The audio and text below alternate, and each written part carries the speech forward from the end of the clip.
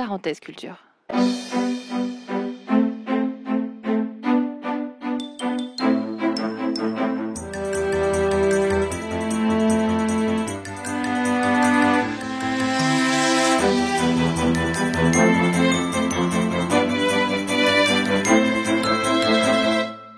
Luc Ferry. Je vais aujourd'hui vous raconter l'histoire de l'éthique, une brève histoire de l'éthique, puisqu'on a à peu près 3/4 d'heure, 1 heure maximum, pour que vous puissiez, après, si vous le souhaitez, poser des questions.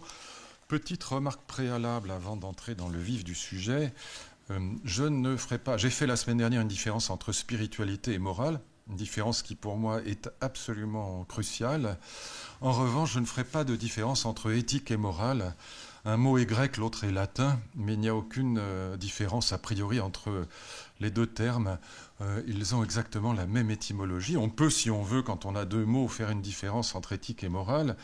Kant le fait, Hegel le fait, mon ami André Comte-Sponville le fait, donc de grands auteurs font cette différence entre éthique et morale. Par exemple, chez Kant, la morale, c'est les principes et l'éthique, c'est la morale appliquée. Pourquoi pas ?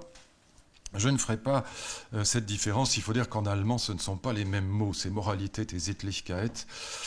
C'est un peu différent. Éthique et morale, encore une fois. Éthique est grec. Ethos, ça veut simplement dire les mœurs. Mos mores en latin, c'est les mœurs. C'est vraiment la même étymologie et il n'y a aucune différence à faire entre les deux, encore une fois, a priori, même si on peut le faire si on le souhaite. 3 grandes visions morales du monde qui ont scandé l'histoire de la philosophie européenne, et pas simplement de la philosophie, de la réalité morale européenne. 1, les grandes morales aristocratiques, Platon, Aristote, mais aussi plus généralement le monde grec. C'est pas simplement les scribouillards, comme disait mon ami Castoriadis en parlant d'Aristote et de Platon. C'est pas simplement les philosophes, c'est le monde réel, le monde grec qui est un monde aristocratique. Ensuite, la rupture chrétienne, qui annonce la naissance des grandes morales méritocratiques. L'idée républicaine va sortir du christianisme, je vous montrerai comment et pourquoi.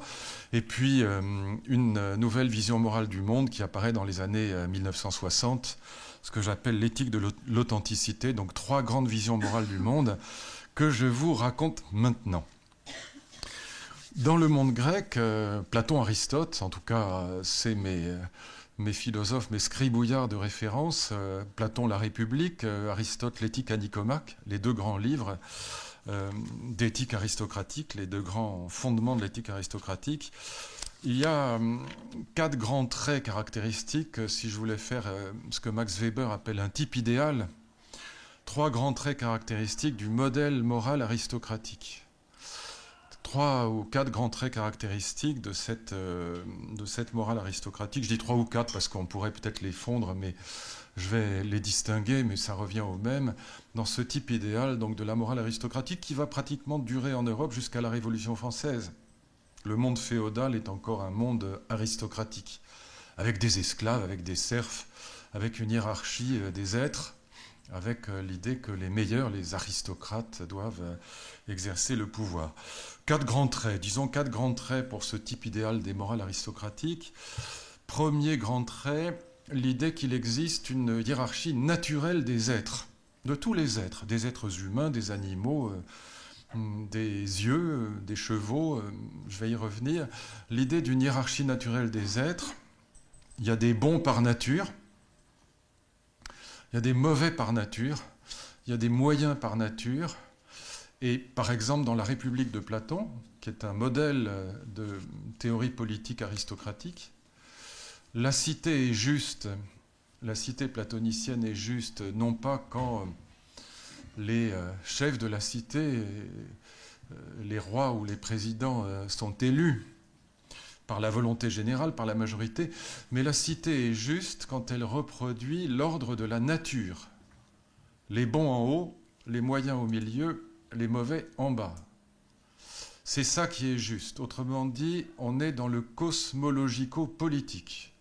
Ça veut dire quoi en clair ? Ça veut dire que la bonne politique, la cité juste, c'est la cité qui imite l'ordre cosmique, l'ordre de la nature, l'ordre du cosmos, dont je vous ai parlé la dernière fois, je n'y reviens pas. Dans la République de Platon, le philosophe doit être en haut, c'est la fameuse doctrine platonicienne du philosophe roi. Il faut que l'être le plus intelligent soit en haut. Ça correspond à une tripartition du corps humain.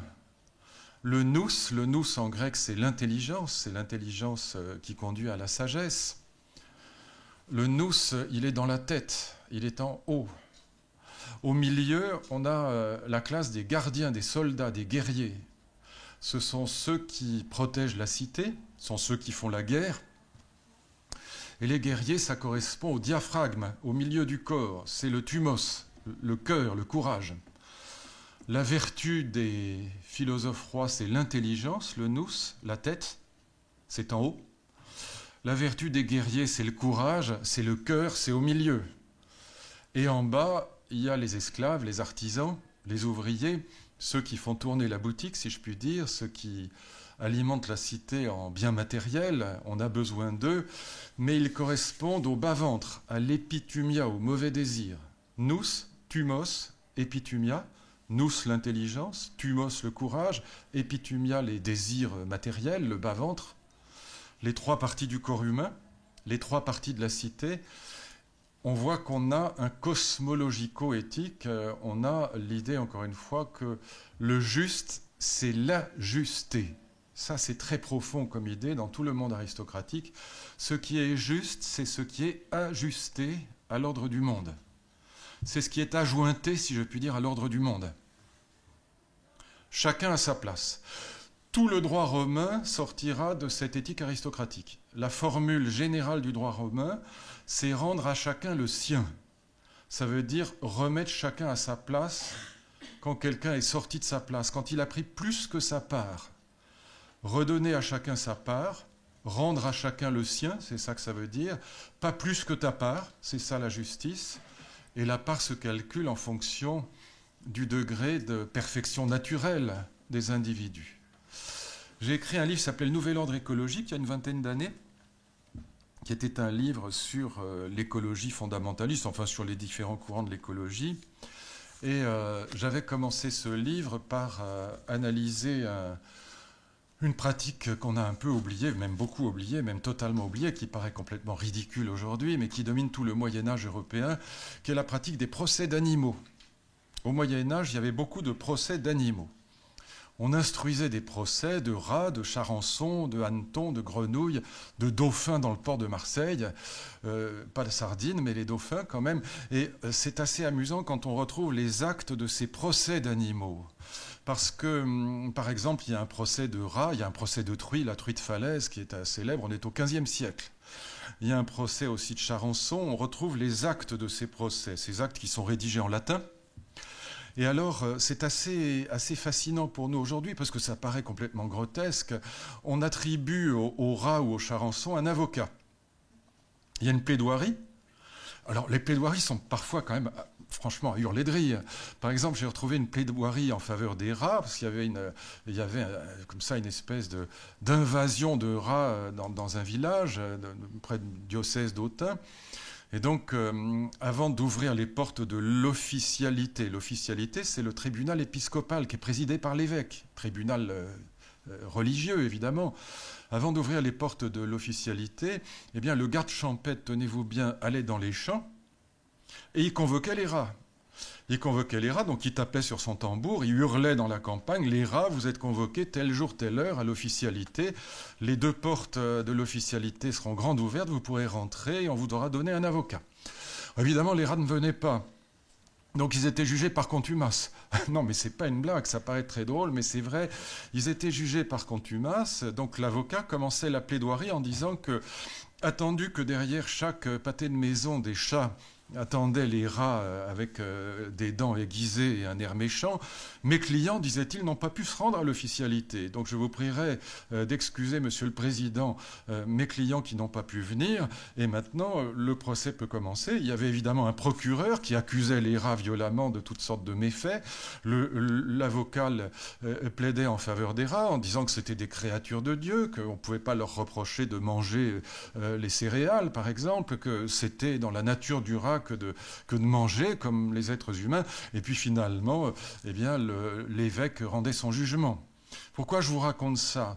Parce que l'idée est la même, c'est le cosmologico-juridique. C'est l'idée que quand une espèce animale, en l'occurrence, mais procès de cochon, c'est pas une espèce, c'est un individu, ça revient au même. Les cochons vivaient dans les villes, il n'y avait pas encore de porcherie dans les villages, dans les villes, ils vivaient dans la rue, et donc le cochon, qui est un être, comme vous savez, omnivore, eh bien de temps en temps, il dévorait une main ou un pied de nouveau-né, par exemple. En l'occurrence, la truite falaise avait mangé la main et un bout du bras d'un nouveau-né, et donc elle était convoquée, elle aussi, au tribunal. Elle était jugée dans les mêmes conditions que les rats que je viens d'évoquer. Eh bien, quand un animal ou quand une espèce animale péchait par hubris, par démesure, sortait de son rôle, eh bien, elle était remise à sa place, cette espèce animale, ou cet animal était remis à sa place par un juge qui rendait à chacun le sien, qui remettait chacun à sa place. L'idée, c'est que le juge est quelqu'un qui rétablit un ordre cosmique qui a été abîmé par celui ou celle ou ceux qui sont sortis, en quelque sorte, de leur juste place. Et donc la fonction du juge, comme la fonction du médecin, c'est de remettre l'ordre cosmique en bon ordre quand il a été abîmé.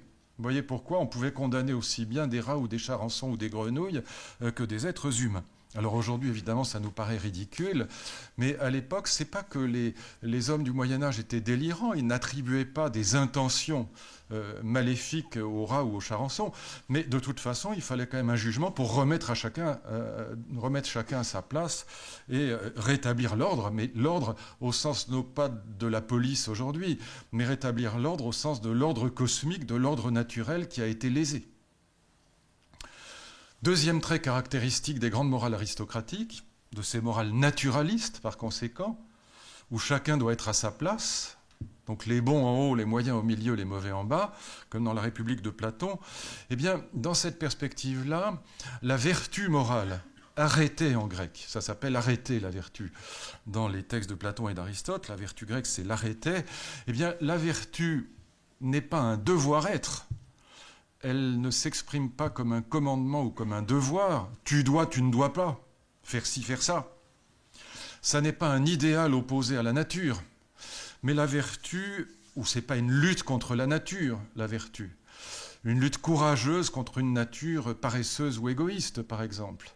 Eh bien, la vertu, c'est au contraire l'actualisation de ce qui est naturellement en puissance dans chacun d'entre nous. Autrement dit, la vertu, comme dit Aristote, c'est le passage de la puissance à l'acte. En grec, la puissance, ça s'appelle dynamis, c'est les dispositions naturelles.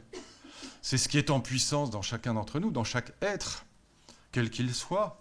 Et la vertu, ça consiste à actualiser des dispositions naturelles, des virtualités naturelles. Le passage à l'acte, ça s'appelle energeia, c'est le passage de la puissance à l'acte, de la dynamis à l'energeia.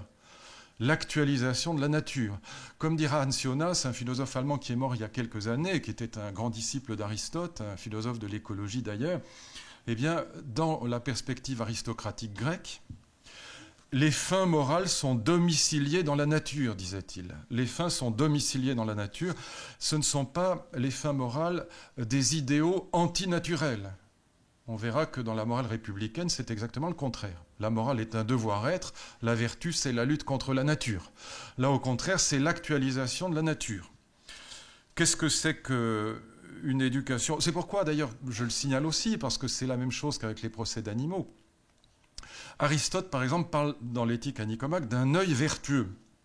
Aujourd'hui, aucun d'entre nous ne parlerait d'un œil vertueux. On dirait un œil excellent, mais on ne dirait pas un œil vertueux. L'idée de vertu morale pour un œil n'a aucun sens pour nous. On ne dirait pas qu'être myope, c'est immoral. Eh bien, dans la perspective d'Aristote, qu'est-ce que c'est qu'un œil vertueux ? Eh bien, c'est un œil excellent, c'est un œil parfait. Et qu'est-ce que c'est qu'un œil parfait ? C'est un juste milieu, dit Aristote. La vertu est un juste milieu, dit-il. La vertu est un juste milieu. Pourquoi ? Eh bien parce que c'est toujours un juste milieu entre deux extrêmes. En l'occurrence pour l'œil, les deux extrêmes, c'est la presbytie et la myopie. Un œil myope, c'est pas bien, c'est pas vertueux. Un œil presbyte, c'est pas bien, c'est pas vertueux. L'œil vertueux, l'œil parfait, c'est l'œil qui est à égale distance de deux défauts, comme par exemple le courage. le courage est à égale distance entre la témérité d'un côté et la lâcheté de l'autre. C'est un juste milieu. Mais un juste milieu qui n'a rien à voir avec Borloo et Bayrou. C'est un juste milieu qui n'est pas un centre mou, si je puis dire, méchamment, mais c'est une perfection, c'est une excellence. L'œil vertueux, c'est l'œil parfait qui est au milieu des deux défauts extrêmes, presbytie, myopie. Comme le courage, encore une fois, est une perfection qui est à égale distance entre la témérité et la lâcheté. Et donc, on a cette idée que, troisième trait caractéristique des morales aristocratiques, l'éducation n'est pas, comme elle l'est pour nous aujourd'hui, un processus potentiellement infini. On parle aujourd'hui d'éducation tout au long de la vie. Jacques Delors avait fait un rapport sur l'éducation tout au long de la vie, quand il était, je crois, président de la Commission européenne. Eh bien, aujourd'hui, on pense qu'on peut apprendre à tout âge, que voilà, on peut progresser toute sa vie. C'est l'idée rousseauiste de perfectibilité. On peut se perfectionner et apprendre tout au long de sa vie. On peut faire de la formation permanente à 70, 80 ans et pourquoi pas plus.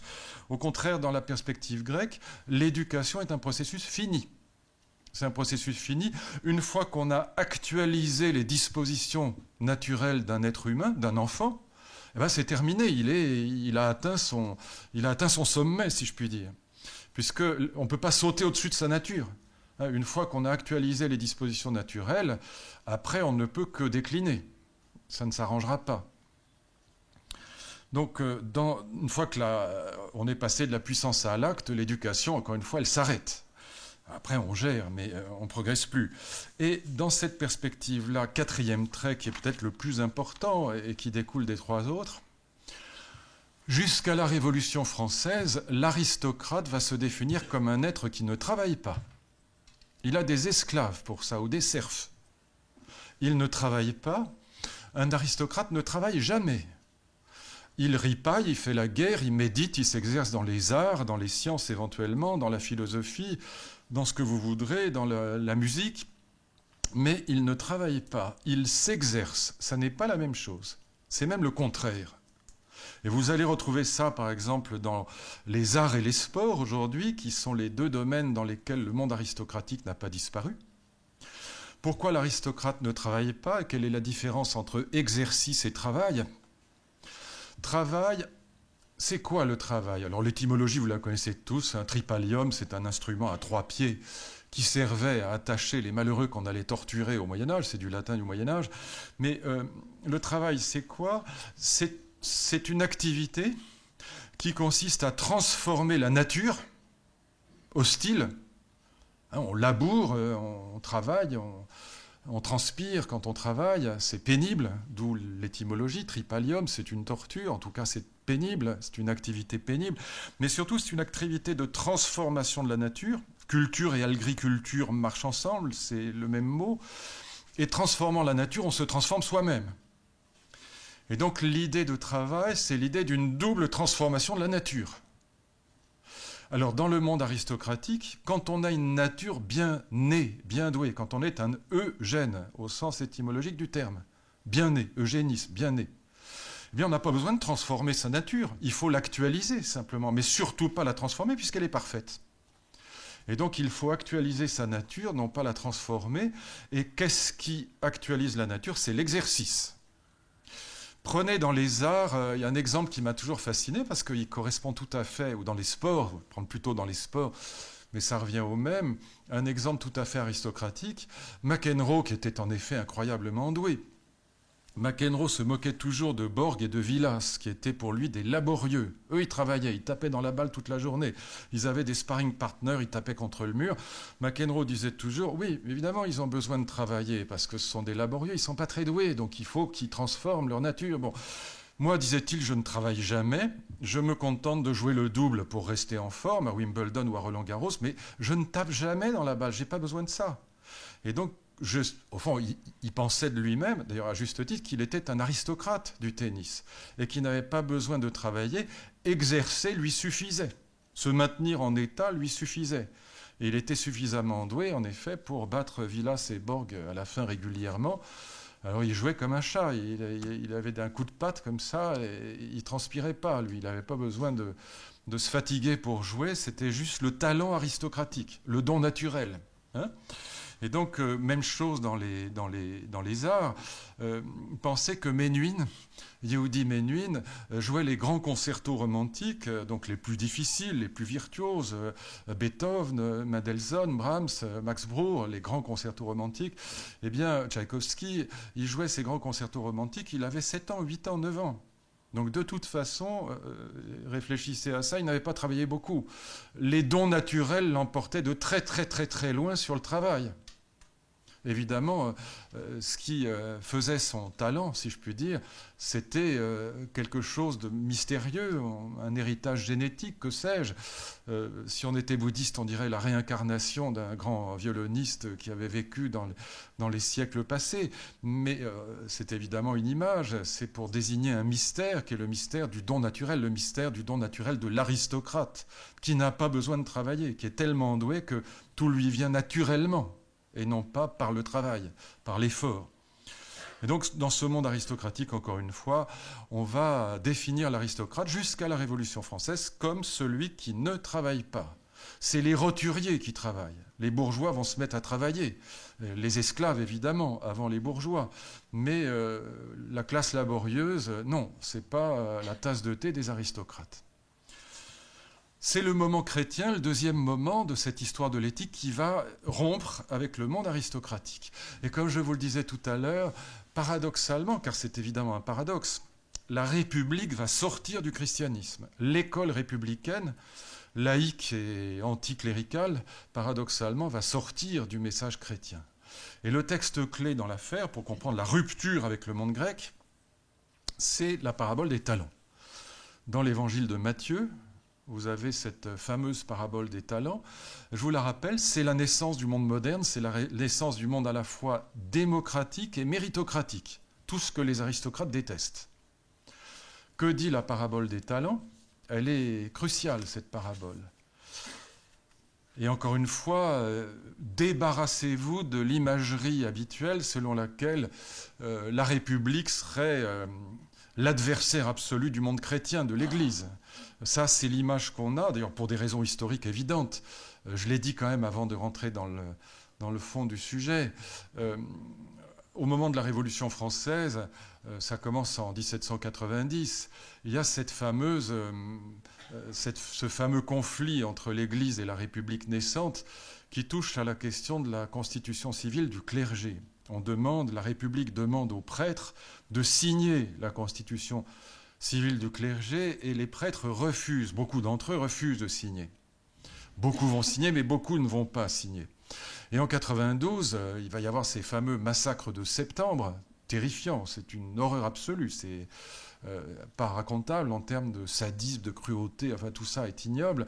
Et au cours de ces massacres de septembre de 1792, ceux qu'on appelle les septembriseurs, c'est-à-dire les révolutionnaires français, vont massacrer massivement les prêtres réfractaires. Et puis après, on aura derrière cette affaire de l'opposition entre la République et le clergé, on aura jusqu'à la loi de 1905, la séparation de l'Église et de l'État, on aura évidemment une opposition massive, très visible, manifeste, si je puis dire, évidente, entre tout le courant anticlérical radical socialiste, Clémenceau par exemple, mais beaucoup d'autres, Jules Ferry, et puis l'Église. On retrouve ça dans les livres de Pagnol par exemple. Le curé et l'instituteur ne se parlent pas.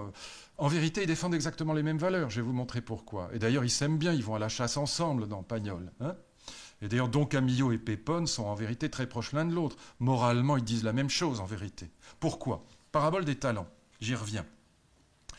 Continuité secrète beaucoup plus grande qu'on ne le dit entre l'Église et la République. La parabole des talents, c'est l'histoire d'un maître, un seigneur, qui part pour un long voyage. Et il convoque ses 3 serviteurs et il donne à chacun d'entre eux une somme d'argent. La somme d'argent en grec, vous savez que les évangiles sont écrits en grec, la somme d'argent en grec, ça s'appelle des talenta, ce sont des pièces d'argent. Et dans la parabole des talents, ces pièces d'argent, les talenta, vont désigner à la fois, bien sûr, voilà, les pièces d'argent, la richesse matérielle, mais les talenta vont désigner aussi, pour la première fois, les dons naturels. C'est une métaphore symbolique des dons naturels. Que dit la parabole? Eh bien, le maître convoque ses 3 serviteurs. Il donne 5 talenta, 5 pièces d'argent au premier serviteur. Ça fait une grosse somme d'argent à l'époque, probablement des milliers d'euros. Et puis, au deuxième serviteur, il donne 2 talents, et au troisième, 1 talent. Et donc on comprend, si on décrypte la parabole, que le premier serviteur est le plus doué, il a plus de talent. Le deuxième est un peu moins doué, il est moyen. Et le troisième n'est pas doué du tout, il a moins de talent, il n'en a qu'un. Tout ça est métaphorique, symbolique évidemment. Le maître fait son voyage, il revient, il fait les comptes, il convoque ses 3 serviteurs. « Qu'as-tu fait des talents que je t'ai donnés ?» demande-t-il. Et le premier serviteur, qui a eu 5 talents, en rend 10. Il a multiplié la somme par 2. Il a fait fructifier les talents. Et le maître, c'est comme dans les 3 petits cochons, c'est comme dans les contes de fées, le maître le félicite d'une phrase qui va revenir. Littérairement, c'est important qu'elle revienne. Ça signifie une identité de traitement entre les 2 premiers serviteurs. « Bon serviteur, dit le maître, entre dans la joie de ton maître. » Et il le félicite chaleureusement. Deuxième serviteur, 2 talents. Il en rend 4, même proportion. « Bon serviteur, entre dans la joie de ton maître. » Et le troisième serviteur a eu peur. Alors, c'est très important dans la théologie chrétienne, la peur, c'est le contraire de la foi. C'est le contraire de fides, qui est la confiance. En latin, on entend fides, foi et confiance. Il a eu peur. Il a eu peur de son maître. Il dit au maître, mais tu es un maître terrible, tu es un maître dur, méchant. Voilà, j'ai eu peur, j'ai enterré ma pièce d'argent, le talent, et je te le rends intact, ce talent. Et le maître l'insulte et le chasse de son palais. Que signifie la parabole des talents? Elle signifie la fin du monde aristocratique. Intellectuellement, moralement, je veux dire. Alors, il va durer jusqu'à la Révolution française. Mais ça signifie moralement la fin du monde aristocratique. Pourquoi? Parce que la parabole des talents, elle signifie ceci, c'est que la dignité morale d'un être, la vertu, la valeur morale, je dirais, d'un être humain, la valeur morale ne dépend pas des talents reçus au départ, on dirait aujourd'hui de l'héritage génétique, mais la dignité morale, la vertu morale, la valeur morale d'un être humain dépend de ce qu'il en fait, non pas de ce qu'il a reçu, mais de ce qu'il en fait, non pas de la nature, mais de la liberté. Vous voyez la rupture avec le monde aristocratique, et de ce point de vue-là, tous les êtres humains, a priori, se valent. C'est la Déclaration des droits de l'homme qui est déjà là. Tous les êtres humains, a priori, se valent. Un petit trisomique 21 a autant de valeur morale qu'un génie comme Aristote. Parce que tout dépend de ce qu'il va faire, de ce qu'il a reçu. Ça va avoir des conséquences abyssales, cette parabole des talents. Je vous en indique une tout de suite, qu'on va retrouver dans la morale républicaine, avec les bons points, les peut mieux faire, la méritocratie du travail. Eh bien, c'est que désormais, il va falloir travailler, il va falloir faire fructifier ce qu'on a reçu. C'est ça le travail. Faire fructifier ce qu'on a reçu en partage de la nature à l'origine. Il va falloir faire fructifier les talenta, faire fructifier les talents. Et on les fait fructifier par son travail. Ces dons naturels qu'on a reçus du bon Dieu, dans la perspective chrétienne évidemment. Et voilà pourquoi ça peut paraître là aussi anecdotique et amusant, ça, c'est très profond. Au Moyen-Âge, les premiers qui vont travailler de leurs mains dans les couches élevées de la société, chez les lettrés, c'est ceux qui lisent le latin, et peut-être même le grec en plus, eh bien les premiers qui vont travailler de leurs mains dans les couches lettrées de la société du Moyen-Âge, ce sont les moines. Les moines vont travailler en accord avec la parabole des talents, ils vont travailler de leurs mains, et ça va nous valoir des inventions sublimes qui portent le nom de l'héritage chrétien, la bénédictine, c'est fait par les bénédictins évidemment, la chartreuse, pareil, le champagne inventé par Dom Pérignon, le confidois, les conserves d'une manière générale, tout ça est inventé par les moines. Si vous allez dans les monastères, eh bien, vous verrez qu'il reste toutes sortes d'instruments de travail, des métiers à tisser, des machines, des pressoirs à olives dans le sud de la France pour fabriquer l'huile d'olive, etc. Parce que, en accord avec la parabole des talents, les moines sont obligés de travailler, contrairement aux aristocrates qui ne travaillent pas.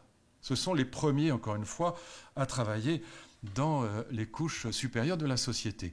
Alors, la morale républicaine, elle reprend intégralement l'héritage chrétien, sans Dieu bien sûr, mais c'est la même morale.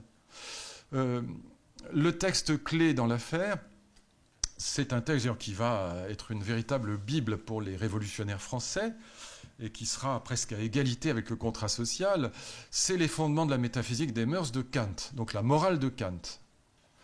On est à la fin du XVIIIe siècle, la morale de Kant, première page des fondements de la métaphysique des mœurs, que malheureusement beaucoup de mes collègues, notamment spinozistes, ne comprennent absolument pas, ça leur paraît un texte absurde. Kant écrit ceci qui paraît bizarre, « Rien n'est bon absolument, rien d'autre n'est bon absolument qu'une bonne volonté. » Qu'est-ce que ça veut dire? C'est exactement la parabole des talents sécularisés, sans Dieu, laïcisés. Ça veut dire quoi?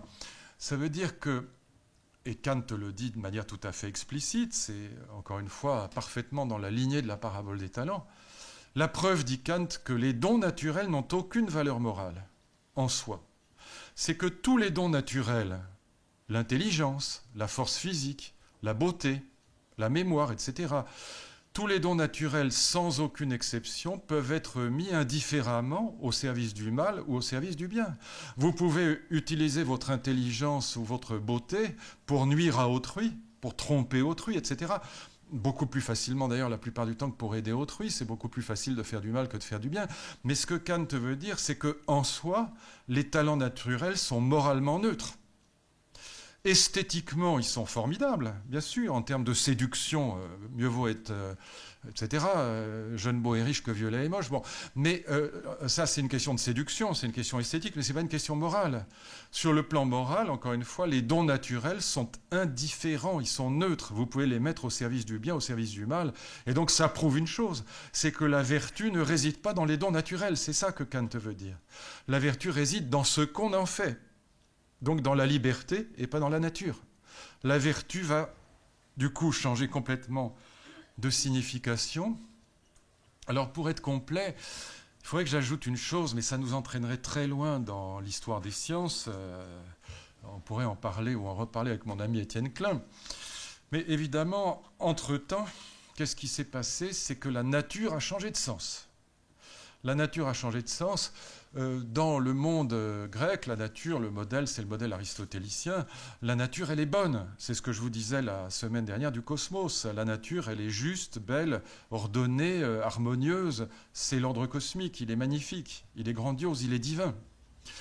Entre-temps, Newton est passé par là, et puis toutes les théories de la physique moderne. Et la nature, c'est plus l'harmonie, c'est les lois du choc. La nature, elle est neutre. Alors du coup, en l'être humain, la nature, c'est quoi? La nature, c'est deux traits qui ne sont pas du tout moraux. C'est la paresse et l'égoïsme. Voilà la nature. Si j'écoute ma nature, les autres peuvent toujours courir, ils peuvent toujours attendre.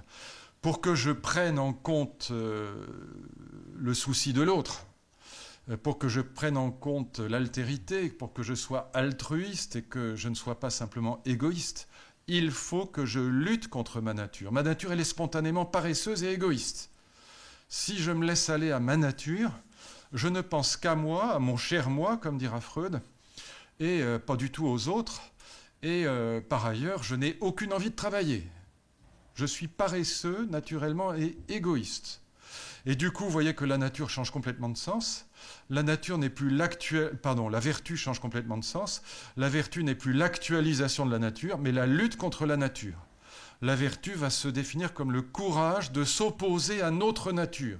Déchirement. Déchirement qui, du coup, va s'exprimer par un tu dois, par un commandement. Non, tu ne dois pas écouter ta nature égoïste et paresseuse. Tu dois prendre en compte les autres. C'est ce qu'on dit à nos enfants toute la journée. Nos enfants, soyons clairs, ils sont spontanément paresseux, racistes, ils se moquent des handicapés d'urgence. Et donc, dans les petites classes, on est obligé de leur dire « Mais non, c'est pas bien, tu ne dois pas faire ça. N'écoute pas ta nature paresseuse et égoïste, mais prends en compte les autres et mets-toi à la place des autres. Pratique la pensée élargie, mets-toi à la place d'autrui. Très difficile. La décentration de soi prend beaucoup de temps chez les enfants et puis beaucoup d'énergie chez les parents. Et donc on est là constamment dans le tu dois pas. On est rentré dans une autre logique, non pas l'actualisation de la nature, mais la lutte contre une nature égoïste et paresseuse, ce qui va donner dans l'école de la République le fameux « peut mieux faire ». Que signifie « peut mieux faire » de nos professeurs? En 68, on offrait des tampons « peut mieux faire » aux professeurs pour qu'ils puissent remplir les bulletins scolaires plus rapidement, parce que c'était la formule canonique qui revenait à haute dose dans tous les bulletins scolaires, peut mieux faire. Que signifie la formule peut mieux faire? Elle a une signification très profonde. Chez le hussard de la République, la signification est évidemment catho-républicaine, hostile au monde aristocratique. Elle veut dire quoi? Elle veut dire que le hussard de la République, l'instituteur de Pagnol, le hussard de la République préfère un élève peu doué mais travailleur, méritant, méritocratie, bon point, bonnet d'âne. L'instituteur préfère un élève peu doué, donc pas aristocrate, mais travailleur, à un élève qui, comme on dit, a des facilités, mais qui ne fait rien. Ça, il n'aime pas ça du tout, l'instituteur. Et donc, il va être très sévère avec l'aristocrate et très gentil avec le malheureux qui n'a pas beaucoup de talenta, qui n'a pas beaucoup de talent, mais qui essaye d'en faire un maximum, qui essaye de faire fructifier les talents qu'il a reçus, même si de manière parcimonieuse au départ. Et donc, encore une fois, le hussard de la République préfère l'élève peu doué mais travailleur à l'aristocrate qui ne fait rien et qui a des facilités mais qui n'en fait rien. Et donc, toute l'idéologie du peut mieux faire, toute l'idéologie des bons points et des bonnets d'âne est sortie de là. Du coup, il va y avoir un lien. Ça, je voudrais que vous compreniez ça parce que franchement, c'est pas... Comment dire? C'est pas quelque chose de banal.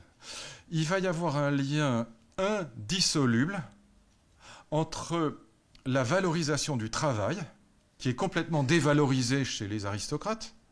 On a dit pourquoi.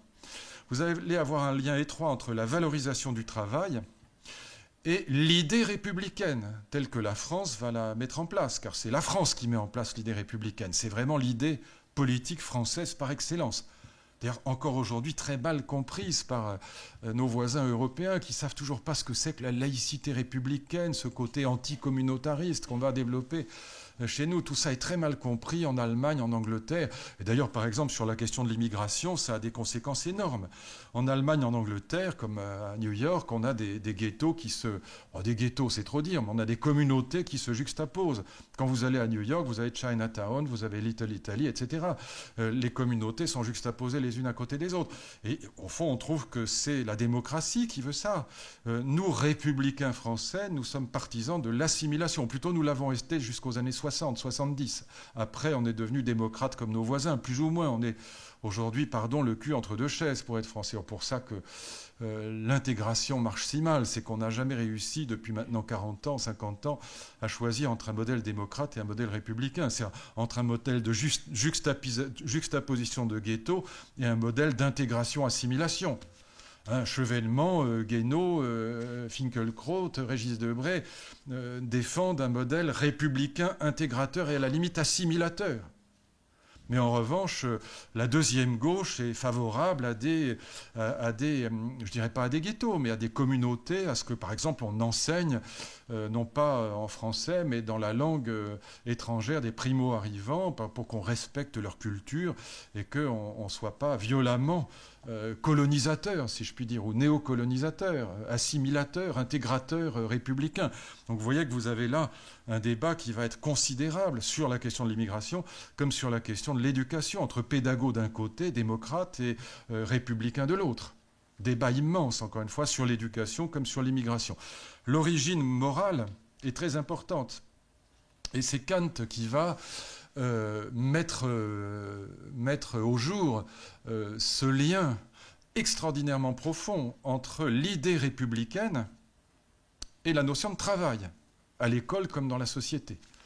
La valorisation du travail, la valorisation méritocratique à l'école, encore une fois, avec les bons points, mais hors de l'école, avec le salaire, la reconnaissance, la promotion par le travail. Kant développe ça dans un texte que j'ai traduit d'ailleurs en fait, qui s'appelle Théorie et pratique, mais aussi dans ses réflexions sur l'éducation. Oui, je me souvenais même pas que j'avais traduit ce texte-là. Oui, c'est moi qui l'ai traduit. Théorie praxis, ça s'appelle. Sur le lieu commun, cela est bon en théorie, mais ne vaut pas dans la pratique. Oui. J'ai traduit ça dans la Pléiade, dans une vie antérieure. Et Kant fait un lien entre 3 théories de l'éducation et 3 théories politiques. Alors, je vais vous faire ça de manière squelettique, schématique, mais c'est incroyablement profond. Déjà à l'époque, et ça vient de Rousseau, de l'Émile de Rousseau, qui est un très grand livre, déjà à l'époque, on voit s'opposer 2 philosophies de l'éducation. 2 philosophies qui sont radicalement opposées, qui forment ce que Kant appelle une antinomie, ce que les logiciens appellent une antinomie, c'est-à-dire, disons, une contradiction absolue. D'un côté, il y a l'éducation par le dressage, et on va dresser les enfants comme on dresse des ours, comme on dresse des animaux, des chevaux. L'éducation par le dressage, retenez bien les termes, parce qu'au fond, je vous présente ça de façon schématique, mais si vous avez les termes, ça suffit pour retrouver tout le raisonnement et lui donner un peu plus de chair que je ne vais le faire là ce soir. L'éducation par le dressage, l'éducation des enfants comme des animaux, c'est une éducation dans laquelle l'enfant est considéré comme intégralement passif et le maître comme intégralement actif. Le prototype, c'est le cours magistral absolu. L'enfant est considéré comme un réservoir vide et le maître remplit le réservoir. On ne demande pas à l'enfant d'être actif, à l'élève d'être actif. Il doit simplement recevoir l'enseignement magistral. Donc toute l'activité est du côté du maître, toute la passivité du côté de l'enfant. Il est comme une cire vierge, il est comme une page blanche. Et on va imprimer des caractères sur la page blanche. Voyez l'idée ? Ça correspond à quoi ? Ça correspond au modèle absolutiste, à la monarchie absolue. Dans la monarchie absolue, les citoyens sont des sujets. Dans sujet, on entend sujétion, ils sont soumis. Ils sont soumis à l'autorité absolue du roi. Et donc le modèle du dressage, c'est le modèle de l'éducation traditionnelle, c'est l'éducation du Moyen-Âge, et ça correspond encore une fois à un modèle politique qui est l'absolutisme, où les citoyens eux-mêmes sont absolument passifs, toute l'activité est du côté du prince, du roi. En face de ça, antinomie absolue, philosophie de l'éducation, philosophie politique complètement opposée à l'absolutisme et au dressage, l'éducation par le jeu, l'éducation ludique. Et déjà à l'époque de Rousseau et de Kant, donc à la fin du XVIIIe siècle, on a des pédagogues, Pestalozzi par exemple, un disciple de Rousseau et de Fichte, on a des pédagogues qui lancent cette idée d'une pédagogie par le jeu.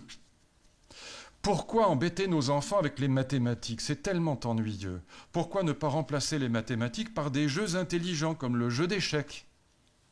Ça leur donnera les mêmes facilités intellectuelles et ça leur permettra d'apprendre en s'amusant, par eux-mêmes, tout seuls à la limite, entre eux. Jeu d'échecs qui remplace les mathématiques. Vous voyez que là, on est dans une antinomie parfaite puisque l'activité est toute entière du côté de l'enfant. Et à la limite, il n'y a pas besoin de maître. L'enfant va apprendre tout seul. C'est ce qu'on appelle les méthodes actives. Hyperactives en l'occurrence. Il va apprendre tout seul par le jeu. Vous retrouverez ça aujourd'hui, par exemple, chez Georges Charpak, malheureusement disparu aujourd'hui, mais dans cette méthode d'enseignement des sciences qu'on appelle la main à la pâte. La main à la pâte, c'est l'idée qui avait été défendue par l'Académie des sciences il y a quelques années, il y a déjà une dizaine d'années. On vendait une valise main à la pâte dans les établissements scolaires. Quand j'étais ministre, moi j'y étais très hostile, mais peu importe. On vendait des valises main à la pâte et l'idée c'est qu'on allait faire par des petites manipulations découvrir aux enfants les principes de la science. On allait par exemple faire des petites turbines pour découvrir comment la vitesse du vent qui fait tourner une hélice peut fabriquer de l'électricité, etc. Et donc on allait manipuler des choses et on allait en fabriquant des petits objets. Donc c'est très ludique, c'est très marrant, c'est amusant. On allait redécouvrir les principes de la science moderne de Galilée et de Newton. Bon, ça correspond à quoi politiquement ? J'ai dit l'enfant est totalement actif, le maître est simplement inexistant. Ça correspond aux théories politiques anarchistes. Dans les théories politiques anarchistes, qui apparaissent à l'époque aussi, au moment de la Révolution française, on a déjà toutes sortes de théoriciens de l'anarchie. Eh bien, dans les théories anarchistes, le citoyen est entièrement actif, et à la limite, il n'y a pas d'État, pas de chef, mort au chef. Pas d'État, et donc activité entière, si je puis dire, du côté du citoyen, comme dans la pédagogie du jeu, activité complète du côté de l'élève. Pas de maître, ni maître politique, ni maître pédagogue. Et puis, quelle est la synthèse de l'antinomie? Eh bien, la synthèse, c'est l'idée républicaine et le travail. Ça s'appelle dans la pédagogie les problèmes. Problèmes de maths. Qu'est-ce que ça veut dire les problèmes? Probléma, c'est ce qui est jeté devant l'enfant. Ça veut dire quoi en clair? L'idée est la suivante, c'est la pédagogie républicaine, la pédagogie par le travail, pas par le dressage, pas par le jeu, mais par le travail. C'est l'idée que l'enfant va apprendre en surmontant des difficultés, par son travail. Il va surmonter des difficultés, il va résoudre des problèmes, il va surmonter des obstacles, et il va les surmonter en s'efforçant. C'est l'effort et le travail qui sont valorisés. Et voyez que dans ce travail de résolution de problèmes, l'enfant est à la fois actif et passif. Il est passif parce qu'on lui met des obstacles dans les pattes, si je puis dire. C'est le rôle du maître. Le rôle du maître, c'est de choisir les bons obstacles, les bons problèmes en fonction de ce qu'il veut faire apprendre à l'élève. Et puis en fonction de son âge aussi. En fonction de son âge et en fonction de ce qu'on veut lui faire apprendre, on va lui mettre des problèmes différents, adaptés. Et c'est en pratiquant, en résolvant ces problèmes, que l'élève va apprendre des choses. En quoi il est quand même actif. Il n'y a pas que la passivité de l'obstacle qui s'oppose à lui, mais il y a l'activité du travail par laquelle il surmonte l'obstacle et résout le problème. Actif et passif. Quel rapport avec l'idée républicaine? C'est la théorie de la loi chez Rousseau.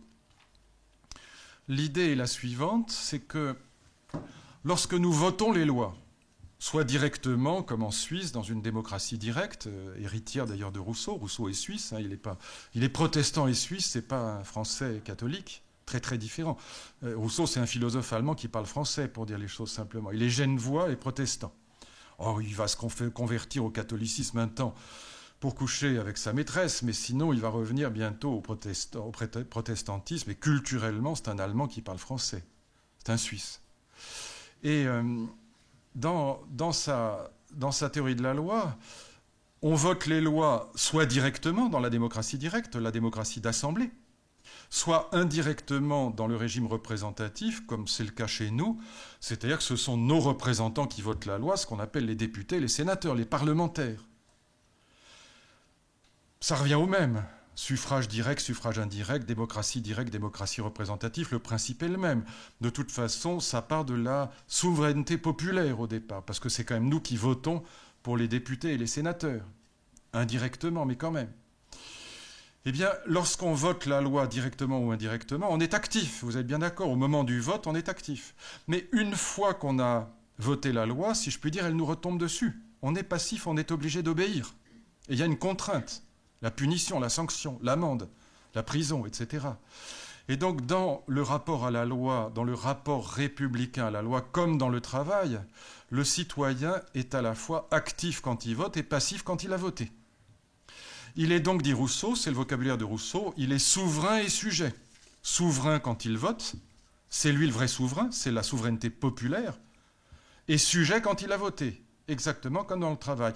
Donc voyez le lien qu'il y a entre travail et république, travail et loi républicaine, eh bien c'est que le travail comme la loi parvient à faire la synthèse de l'antinomie, la synthèse de l'activité et de la passivité. De là le fait que dans toute l'école républicaine, il y aura un lien moral. C'est la morale républicaine par excellence, il y aura un lien moral étroit entre le travail et l'idée républicaine, entre la valorisation du travail et l'idée républicaine, avec encore une fois toute la méritocratie qui va sortir de cette liaison entre travail et idée républicaine. La morale de la République, c'est la morale de l'effort et du mérite.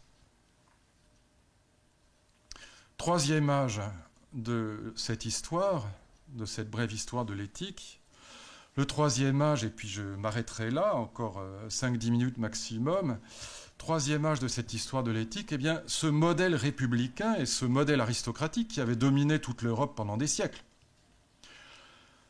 eh bien, ils vont voler en éclats, tous les deux. ils vont voler en éclats dans les années 1960. Dans les années 1960, on va voir apparaître un autre paradigme éthique, une autre vision morale du monde, si vous voulez, pour parler plus simplement, sans jargon. On va voir apparaître une autre vision morale du monde qui va, si je puis dire, exploser au grand jour avec mai 68. C'est ce que j'appelle l'éthique de l'authenticité. Qu'est-ce que c'est que l'éthique de l'authenticité qui va caractériser les révoltes étudiantes des années 60, partout dans le monde, et singulièrement aux États-Unis, à Berkeley et en France? Eh bien, cette éthique de l'authenticité, elle a 3 traits caractéristiques. Là encore, un petit type idéal. 1, elle est anti-aristocratique. Dans l'éthique de l'authenticité, on va être hyper démocrate, hyper égalitariste, c'est-à-dire que tout se vaut. C'est le moment où on va considérer que la culture européenne occidentale n'est pas supérieure aux cultures de ce qu'on appelait naguère encore les peuples primitifs, et qu'on va appeler désormais avec Lévi-Strauss des peuples sauvages, et puis bientôt des sociétés traditionnelles, on dirait plutôt aujourd'hui sociétés traditionnelles. Eh bien, la culture Bach n'est pas supérieure au pipeau du Nambiquara. C'est ça l'idée. Il n'y a pas de supériorité de la culture européenne. La culture européenne n'est pas la civilisation, comme on le dit encore à l'époque, par rapport aux sociétés sous-développées, comme on dit encore à l'époque, ou primitives. Non. Les sociétés qu'on appelait primitives sont simplement autres que les nôtres. Elles ne sont pas moindres sur une échelle de développement, elles sont autres.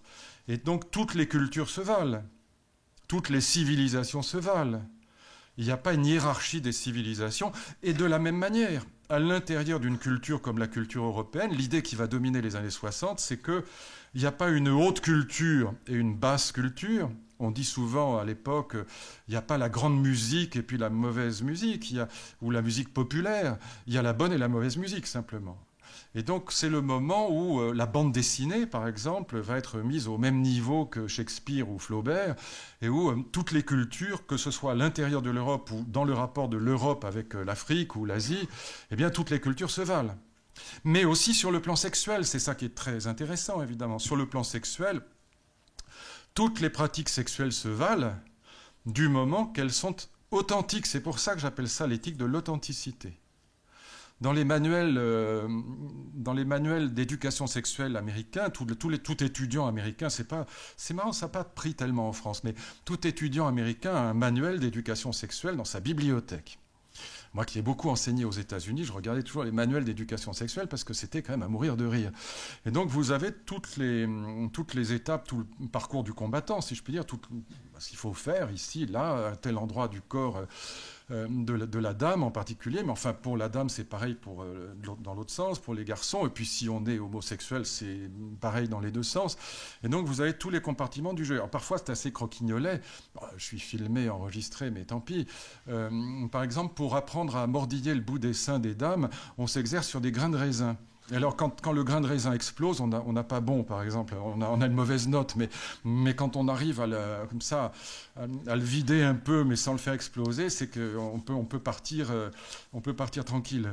Bon, tout ça est assez amusant, mais évidemment, répond en fait, à une vision morale du monde derrière qui est très puissante, qui est cette idée que toutes les pratiques se valent, toutes les cultures se valent, encore une fois, du moment qu'elles sont vécues dans la sincérité, dans l'authenticité.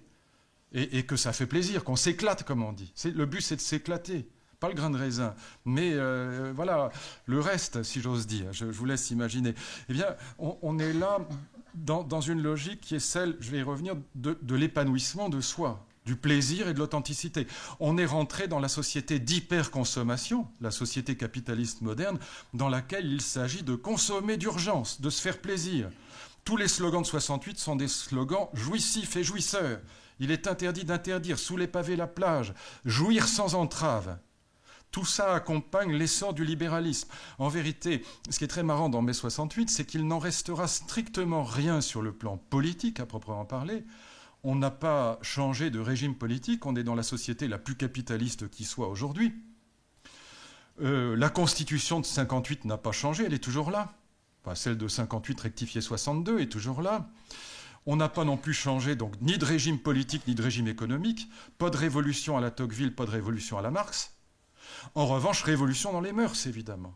Et donc, ludique, voilà, le club méditerranéen, les bronzés, je ne sais pas où. Et donc, on est dans une logique où le ludique et l'épanouissement de soi se développent en harmonie avec l'épanouissement de la société hyperlibérale. C'est ça qu'on a vécu. Mai 68, je l'ai toujours dit, j'ai écrit un livre là-dessus. Alors, tous mes copains 68ards me haïssaient à l'époque, mais aujourd'hui, c'est tellement évident qu'ils sont obligés de le reconnaître que c'était vrai. J'ai toujours dit et écrit que mai 68 était une révolution hyperlibérale. C'était une révolution qui visait non pas le changement de la société politique ou économique, mais qui visait l'épanouissement de l'individu et l'entrée dans l'ère de la grande consommation. Jouir sans entrave. On ne peut pas dire mieux. C'est pas moi qui invente le slogan. Donc, pas de hiérarchie. Deuxième trait caractéristique du temps post-68A, pas d'idéal commun. Alors là, c'est très, très, très, très important. Je ne vais pas avoir le temps de développer ça. Mais l'idée, là encore, est la suivante, c'est que dans la République, vous savez ce que ça veut dire, c'est res publica. C'est la chose commune, c'est la chose partagée. Et rien n'était plus national que les programmes scolaires dans l'école républicaine, parce qu'on devait faire passer tous nos enfants par un moule commun. Ils devaient apprendre les mêmes choses, les mêmes lieux de mémoire, comme dira Pierre Nora. Hein, les mêmes temps de l'histoire, les mêmes programmes scolaires. Les programmes doivent être nationaux. L'idée qu'on fasse des programmes régionaux en France, c'est l'horreur. C'est comme si on privatisait l'éducation nationale. Eh bien, c'était la res publica, c'était la culture partagée. La fonction de l'école, c'était de transmettre à tous les petits Français, d'où la blouse grise, l'uniforme, une culture partagée, une culture nationale, une culture républicaine. Eh bien, ce qu'on voit apparaître en 68, c'est l'idée du droit à la différence, qui va bientôt se transformer en différence des droits, l'affirmative action, la discrimination positive.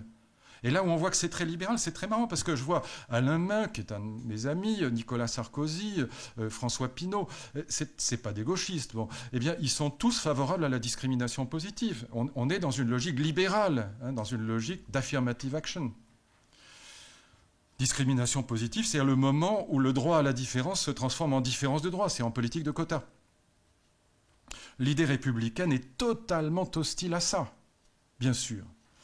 Et donc on voit apparaître cet idéal très clairement affiché en 68, que chacun, au lieu de partager une culture commune transmise par l'école, qu'on appelle l'appareil idéologique d'État, c'est le vocabulaire d'Althusser, donc on critique l'école comme cette espèce de moule à gaufres, la fabrique du crétin, eh bien, on va au contraire demander à l'éducation de singulariser les individus. Le slogan de France Inter est très très typique, en phase à l'époque avec ce qu'on vit, cette revendication du droit à la différence. Écoutez la différence, dit France Inter. Et je vous lis un petit texte de Danny Cohn-Bendit parce qu'il est formidable, qu'il écrit d'ailleurs avec un acolyte de Deleuze, avec Guattari, qui écrit des livres, un psychiatre qui écrit des livres avec Deleuze. Je dis ça pour les jeunes qui n'ont pas connu cette période. Voilà ce qu'il écrit, c'est quand même assez, dans l'hebdomadaire du PSU, c'est le comble du mouvement babacool différentialiste, anti-républicain à mort. Hein. C'est-à-dire c'est l'origine des pédagogues. Hein. Le but, écrit Dany, n'est pas de parvenir à un consensus approximatif sur quelques énoncés généraux couvrant l'ensemble des problèmes en cours, mais tout au contraire de favoriser ce que nous appelons une culture du dissensus, œuvrant à l'approfondissement des positions particulières et à une resingularisation des individus et des groupes humains. Quelle ineptie que de prétendre accorder sur une même vision des choses les immigrés, les féministes, les rockers, les régionalistes, les pacifistes, les écologistes et les passionnés d'informatique. Ce qui doit être visé, ça n'est pas un accord programmatique gommant leurs différences, mais au contraire une singularisation, un creusement, si je puis dire, des différences. Le texte continue, je pourrais vous lire la suite, c'est vraiment magnifique. Foucault dit la même chose. Je vais citer plusieurs textes de Foucault déjà dans mon livre sur 68 qui vont exactement dans le même sens et qui, évidemment, vont développer une critique absolument radicale de l'idéologie républicaine à la française, au nom du droit à la différence, qui se transforme, encore une fois, en différence des droits. Ça, c'est le deuxième trait. Donc, tout se vaut. La BD comme Shakespeare. Deuxième point, pas d'idéal commun. C'est une absurdité. Il faut au contraire une société qui éclate en petits individus et en communautés. Et troisième point, surtout pas d'instruction publique, pas de valorisation du travail et de l'effort. Les bons points, tout ça, c'est répressif, il est interdit d'interdire. Mais au contraire, une école qui doit favoriser l'épanouissement de l'individu, l'élève au centre du système, dans la loi de 89, plutôt dans les attendus de la loi de 89. L'enfant roi. épanouissement de l'individu, ça c'est les pédagogues, contre les républicains qui veulent élever l'élève. Dans l'idéologie républicaine, l'enfant s'appelle un élève. Ça veut dire quoi? Réfléchissez bien à ça, c'est d'une profondeur abyssale dans l'histoire de la morale contemporaine. Dans la perspective républicaine, l'enfant s'appelle un élève parce qu'il s'agit de le faire passer, cet enfant, comme dans la parabole des talents, d'un degré n à un degré n plus 1 en fin de parcours. Autrement dit, la devise de l'école républicaine, c'est « deviens autre que ce que tu étais au départ ». En mai 68, ça s'appelle aliénation. C'est ce qu'on déteste. Aliénation, ça veut dire devenir autre, étymologiquement. Quel est le but de l'école qui va sortir de mai 68, du moins selon les 68 arts? Ça n'est pas, surtout pas, de faire en sorte que nos enfants deviennent autres que ce qu'ils étaient au départ, mais c'est au contraire, be yourself, deviens ce que tu es, selon la phrase de Nietzsche et de Freud. Deviens ce que tu es, be yourself, deviens toi-même. Éthique de l'authenticité contre instruction publique. On est là aux antipodes. Est-ce que vous vous êtes jamais demandé, d'ailleurs, pourquoi dans les années 60-70, on va voir apparaître un phénomène étrange, mais qui va mobiliser des centaines de millions de gens dans le monde? Ça n'existait pas dans mon enfance. Dans toutes les grandes villes occidentales, le dimanche, les citoyens se mettent à tourner comme des fous dans les jardins publics autour des lacs, avec des chaussures un peu bizarres, ils appellent ça le jogging. Ça n'existait pas dans mon enfance. Pourquoi? Parce que désormais, dans cette éthique de l'authenticité, il s'agit d'être bien dans son corps. On va voir se développer la diététique, les centres de fitness, de bodybuilding. Le tennis va exploser, si je puis dire. Le jogging, n'en parlons pas. Tout le monde veut être en forme. Il ne faut pas prendre du bide. Il ne faut pas vieillir. La cosmétique va aussi, la chirurgie esthétique arriver par là, avec quelquefois des désastres. Je pense à certains de mes amis. Et donc, mais oui, c'est vrai. Et en même temps, vous allez voir se développer, parce que c'est le parallèle sur le plan psy, la multiplication jusque dans l'entreprise de toutes les psychothérapies, analyse transactionnelle, Rolfing, bioénergie, etc. Dynamique de groupe en tout genre, tout le monde va chez le psy. Dès qu'un enfant fait une colère, on le traîne d'urgence chez le psy du coin, qui va évidemment le prendre, sinon en analyse, du moins en psychothérapie pendant quelques temps, pour essayer quand même de le remettre dans le droit chemin. Et tout ça va se développer en même temps. Être bien dans sa peau, être bien dans sa tête. Jogging, psychanalyse multipliée par 1000. Et donc on a là cet idéal de l'authenticité, de l'épanouissement de soi. Non pas devenir autre, aliénation, mais devenir soi. Et devenir soi, c'est se singulariser. Donc à bas la République, à bas la res publica. Chacun pour soi aussi. Le souci de soi, dira Foucault. Eh bien, on a là évidemment quelque chose qui va envahir l'espace éthique dans les années 70, avec un conflit qui va rester ouvert entre républicains et pédagogues, qui part de ce conflit entre deux visions morales du monde. La catho-républicaine d'un côté, c'est vrai que mon ami Henri Guénaud, il est typique, il est catholique et républicain, c'est parfait. Il est dans la parabole des talents et dans la res publica. Et puis de l'autre côté, les pédagogues droit différentialistes et partisans du droit à la différence. Alors, je termine. Ce qui est génial, je vous disais, dans l'histoire de la philosophie, c'est qu'à la différence de l'histoire des sciences, les visions anciennes du monde, il y a un machin qui est tombé, mais je ne sais même pas ce que c'est. Je suis désolé. Mais ça doit être un truc hyper important pour faire marcher les ordinateurs, mais je ne veux pas vous en priver. Merci, c'est gentil à vous. Et donc, je vous disais la dernière fois qu'à la différence de l'histoire des sciences, ce qui est génial dans l'histoire de l'art comme dans l'histoire de la philosophie, réciproquement, c'est que les mondes anciens continuent à vivre. On peut habiter les mondes anciens. Je vous donne juste un exemple qui me servira de conclusion, c'est l'exemple du sport et des arts. Mais prenons le sport. Dans les regrets qu'expriment systématiquement les Français dans les enquêtes d'opinion, il y a toujours la même chose, c'est ne pas avoir appris 3 éléments. Les langues plus jeunes, parce que quand on commence tard, on n'arrive jamais à parler bien l'anglais ou l'allemand. Pas avoir appris suffisamment tôt des arts, par exemple le tennis. Si on commence trop tard, on n'y arrive jamais. Et pareil pour le piano, le violon, etc. Si on commence un instrument de musique à 12-13 ans, c'est carbonisé. On vous fait croire que vous y arriverez quand même, mais c'est pas vrai. Bon, il n'y a rien à faire, c'est pas vrai. Vous jouerez quand même comme une patate, même au bout de 20 ans, parce que non, les dons naturels, voilà, ça se travaille tôt. Eh bien, regardez l'exemple du sport ou des arts. C'est fascinant.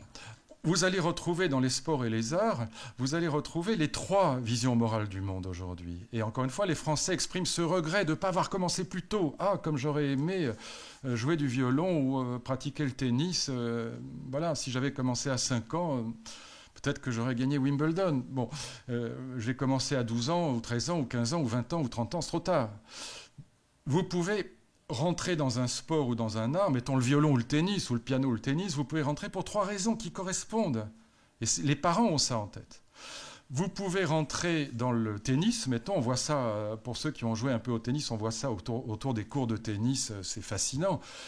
Les parents veulent absolument que le petit devienne un champion.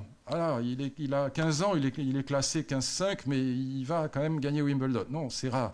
Et ils sont là autour du cours, ils comptent les points, ils engueulent l'arbitre quand il y a une contestation, et ils encouragent le petit.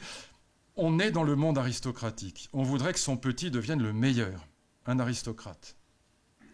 Qu'il soit numéro 1 mondial serait l'idéal, ou au moins qu'il aille très loin, qu'il batte les autres. Morale aristocratique. Vous pouvez faire du sport à vos enfants ou de la musique, non pas pour qu'ils soient les meilleurs, vous savez très bien que c'est râpé, mais que, enfin dans 999% des cas, c'est raté, mais vous voulez qu'il fasse quand même du sport ou du piano parce que ça va le discipliner, ça va lui faire travailler des choses, il va se discipliner, et puis peut-être qu'il va se dépasser, on est dans Roland-Garros, l'essentiel est de participer. Et on espère qu'il se dépassera, qu'il va se dépenser, et puis qu'il va travailler, et que ça va le discipliner. Et puis vous pouvez, troisième vision morale du monde, l'éthique de l'authenticité, vous pouvez pratiquer un sport ou le faire pratiquer à vos enfants en vous disant « je me fiche complètement qu'il soit un champion, pauvre petit, on ne va pas le tyranniser, je veux surtout pas qu'il se dépasse, tout ça, on ne va pas lui infliger dans le domaine du sport ou des arts une espèce de surmoi, de chape de plomb moral avec les exigences de surmoi qui le dépassent. Non, je voudrais qu'il puisse s'éclater, que quand on l'invite au ski plus tard, il n'ait pas l'air d'une truffe, que si on l'invite à jouer au tennis à la campagne et que c'est chez des gens où il y a un cours de tennis, qu'il n'ait pas l'air d'une truffe, qu'il soit capable de se socialiser avec les autres, ou s'il joue de la musique, qu'il puisse faire un bœuf avec les copains, mais on ne lui demande pas d'être Beethoven, on lui demande d'être capable de tenir un peu sa guitare et de s'amuser avec les autres. Bon, autrement dit, il s'agit de s'éclater, de se faire plaisir. On est dans une logique d'épanouissement de soi, de bonheur, de ludique, pas dans une logique ni de champion, ni de dépassement de soi, mais d'épanouissement de soi. Vous voyez comment, derrière ces choix qui nous paraissent d'une grande banalité et complètement indépendants de toute l'histoire de la philosophie, il y a en vérité des visions morales du monde qui sont extrêmement puissantes et qui sont très contradictoires entre elles, mais qui restent toutes présentes. J'ai toujours pensé que dans les sports, et ce sera la conclusion de ma conclusion, pourquoi ça fascine autant les sports dans les peuples démocratiques ? On est là, je ne sais pas combien il y a de personnes, 700 millions de personnes qui regardent le foot en même temps quand il y a un grand match. Enfin, c'est incroyable, c'est vraiment comme ça une espèce de rassemblement mondial autour des sports avec une espèce de fascination pour les champions qui est absolument extraordinaire. Pourquoi ? Parce que, en fait, c'est le seul résidu, si je puis dire. C'est la seule trace résiduelle du monde aristocratique chez les peuples démocratiques. Parce que dans le sport, vous voyez se reconstituer des hiérarchies aristocratiques incroyables. Le classement ATP du tennis, c'est très très aristocratique. Ça n'a rien de méritocratique ni de démocratique en vérité. Mais en revanche, c'est sur une base égalitaire. Voilà pourquoi la triche est la pire chose qui soit dans le domaine du sport. Tricher, c'est vraiment fausser les règles du jeu. Et ce qu'on aime voir, c'est se reconstituer des hiérarchies aristocratiques, voire sortir des champions.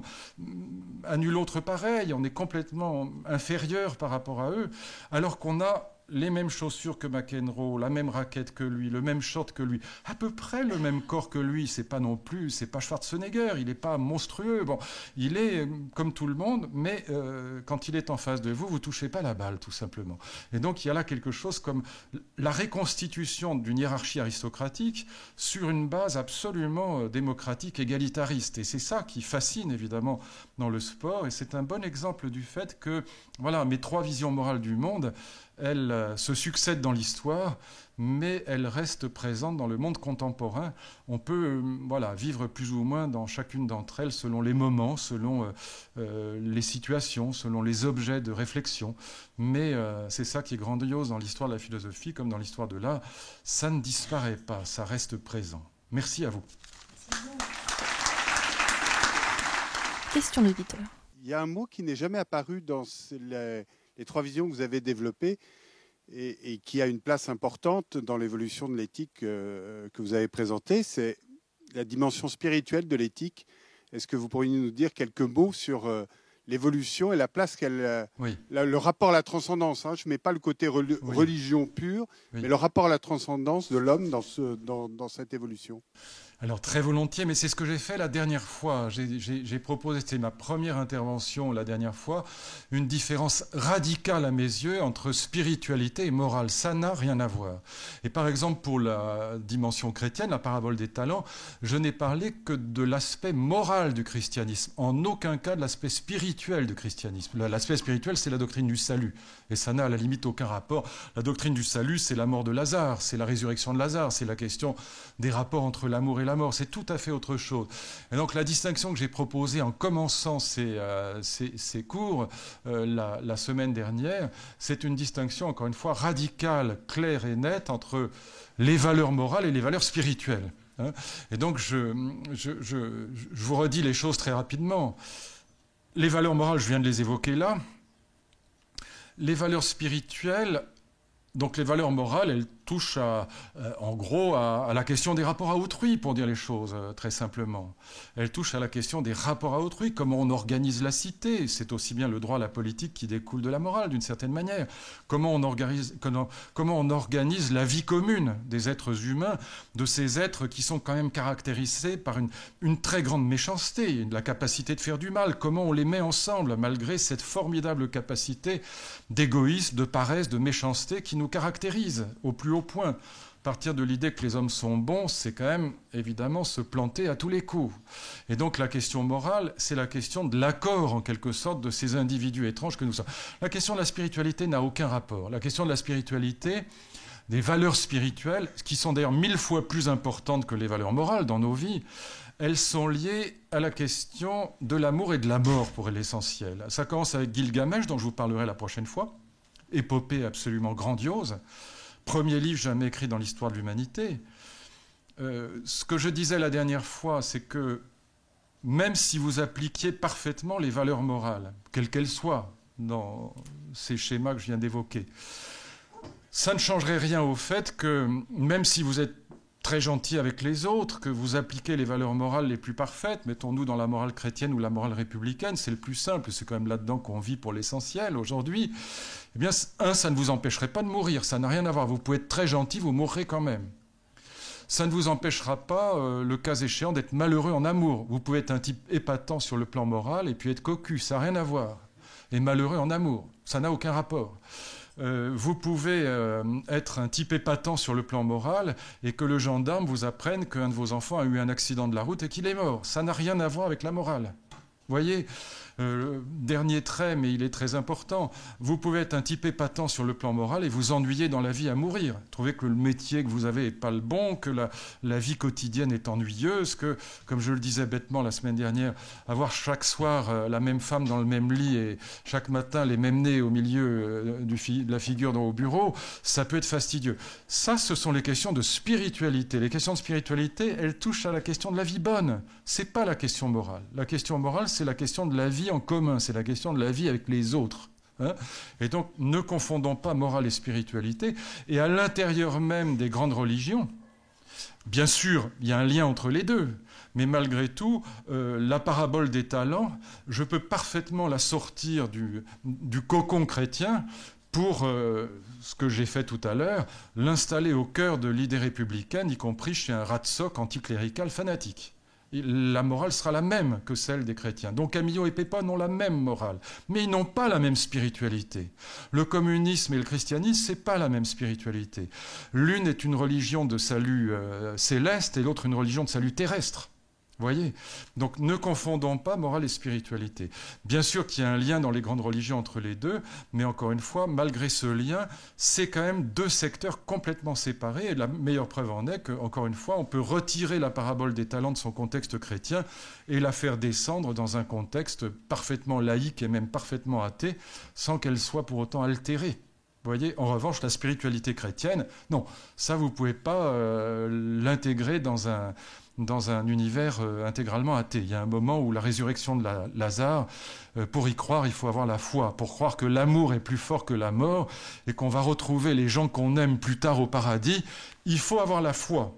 Et ça ne relève pas de la morale. Ça relève d'une autre sphère qui, encore une fois, est celle de la spiritualité. Il y a des spiritualités religieuses, christianisme, judaïsme, islam. Et puis il y a des spiritualités sans Dieu. Le bouddhisme, par exemple, ou le spinozisme, ou le stoïcisme, sont des spiritualités sans Dieu. Vous voyez? Donc c'est par là que j'ai commencé la dernière fois. Mais gardez bien ça en tête, parce que cette division-là, si on ne l'a pas en tête, on se prend les pieds dans le tapis à tous les coups. J'ai bien compris qu'il y a trois visions du Oui. monde un petit peu qui sont par nature pas compatibles, donc entre la vision républicaine, la vision moderne et donc la vision aristocratique. Oui. Mais aujourd'hui, les trois sont mélangés en fait dans la société française. Oui, On a absolument, oui. par exemple certains lycées qui sont plus encore avec une vision assez aristocratique, Oui. c'est catho-républicaine. Oui. Ou alors certains lycées qui testent des nouvelles façons d'apprendre. Comment en fait on peut avoir une société mélangée avec tout ça mélangé, et comment vivre ensemble? En vérité, le fond commun français, tout le monde est républicain aujourd'hui, tout le monde est catho-républicain. Parce que ce que vous appelez des lycées aristocratiques, c'est des lycées dans lesquels il y a l'aristocratie du mérite, mais pas de la nature. Plus personne n'est pour l'idée d'une hiérarchie naturelle des êtres en termes de vertu. Bien sûr qu'il y a une hiérarchie naturelle des êtres en termes de talent naturel, ça c'est évident. Vous êtes plus jeune que moi, c'est incontestable. Vous devez courir plus vite que moi, c'est incontestable. Mais cette hiérarchie naturelle n'est pas une hiérarchie morale. Bien sûr qu'il y a des gens plus intelligents que d'autres, c'est pas à peine de le nier. Clairement, Newton et Einstein sont plus intelligents que les trois quarts, sinon 90% du reste de l'humanité. Mais ça n'a aucune valeur morale. La preuve, c'est que Heidegger a été, à mon avis, le plus grand philosophe du XXe siècle, ça ne l'a pas empêché d'être nazi. Les trois quarts des intellectuels les plus talentueux du XXe siècle ont été nazis ou staliniens. Corruptio optimi pessima, comme on dit en bon français. La corruption des meilleurs est la pire. Et donc, pour l'essentiel, dans nos sociétés européennes, nous sommes devenus catho-républicains démocrates. Voilà. On est les trois en même temps. Et c'est à peu près cohérent. Bon, ça fait des débats, mais c'est quand même à peu près cohérent. Mais il n'y a plus vraiment d'aristocrates au sens grec du terme. C'est-à-dire que plus personne ne pense que les hiérarchies naturelles sont des hiérarchies morales qui doivent se traduire sur le plan politique. D'ailleurs, la présidence de la République est accessible à tout le monde. Et ça se voit, entre parenthèses. Et de la même manière, vous voyez bien que malgré le poids de l'éthique de l'authenticité, qui est très fort aujourd'hui, on garde quand même l'exigence républicaine minimaliste d'un certain effort, d'un certain travail, etc. Hein, voilà, donc moi quand j'étais au ministère, ça m'avait fait rire parce que j'avais un conseiller jeunesse qui était jeune, le petit. Bon. Et c'est vrai qu'on travaille énormément dans les ministères, contrairement à ce qu'on pourrait croire. Et donc, j'avais fait passer la loi sur les assistants d'éducation. C'était long comme tout. C'était 53 heures de suite. Il y a de quoi crever. Bon. Et parce que les opposants s'étaient amusés à cloner les amendements. Alors, vous savez, le clonage d'amendements, il y a des logiciels pour. Ça peut vous prendre des heures et des heures avec le même amendement qui est cloné. On change une virgule, simplement une syllabe. Bon. Donc les types s'amusaient à ça. Et en face, vous êtes obligé d'attendre sur le banc du gouvernement. À chaque fois, vous répondez, amendement rejeté. Et quand je rentre au ministère, je vois mon conseiller jeunesse, je dû rentrer à 3h du matin, qui était quand même tout palichon. Et je lui dis, qu'est-ce qui ne va pas? Et je lui dis, viens dans mon bureau. Et pendant mon bureau, je lui offre un petit whisky pour remonter le marin. J'en profite pour m'en prendre un aussi, je dois dire. Et je lui dis, qu'est-ce qui ne va pas? Il me répond moitié rigolant, mais pas entièrement. Il n'était pas bête, ce garçon. Et il me répond, monsieur le ministre, j'avais demandé un emploi, pas un travail. J'ai trouvé que c'était remarquable comme synthèse entre l'éthique de l'authenticité et l'éthique républicaine. On a les deux. Hein. Voilà. Mais en même temps, il savait bien que s'il rentrait dans un cabinet ministériel, il allait être obligé de bosser. Alors comment fait-on, puisque c'était ça la question? On fait comment pour mixer les trois? Moi, je pense que J'aurais envie. Les trois, non, moi je laisse. Je suis pas du tout dans l'éthique naturaliste aristocratique. Si je le suis dans l'éthique aristocratique, si je regarde le sport et les arts et la séduction, très bien, mais c'est pas de la morale pour le coup. Sur le plan moral et sur le plan éducatif, moi j'aurais envie de dire en gros la chose suivante, hein, mais c'est évidemment un peu massif, mais c'est quand même, à mon avis, globalement vrai. Je dirais que pour ce qui est de l'épanouissement, l'éthique de l'authenticité, c'est le rôle de la famille. Quand on est père de famille, on n'a qu'une envie, c'est que nos enfants soient heureux, qu'ils soient épanouis. C'est ça qu'on veut. Et en revanche, je demande à l'école surtout de ne pas s'occuper de ça et de faire en sorte qu'en effet, ils aillent d'un niveau N à un niveau N+1. Je demande à l'école d'être républicaine et à la famille d'être dans l'éthique contemporaine. Oui, ça me paraît une bonne division des tâches. Je serais heureux que la famille réussisse à épanouir les enfants et que l'école réussisse à les élever. Si on pouvait à peu près se partager les tâches comme ça m'irait très bien. Donc moi je suis républicain en matière scolaire et assez démocrate, disons, en matière familiale. Voilà. Je pense que c'est pas absurde. Mais en même temps... comment dire, je vous le disais la dernière fois, c'est vrai que voilà, on aime tellement nos enfants qu'on ne parvient pas à transmettre l'autorité de la loi. Hein, l'éducation, c'est chrétien, juif et grec. Donc il faut à la fois transmettre l'amour, d'accord, mais il faut aussi que l'amour ne bouffe pas la loi et les savoirs. Et ça veut dire aussi que les parents doivent quand même éduquer les enfants avant de les envoyer à l'école.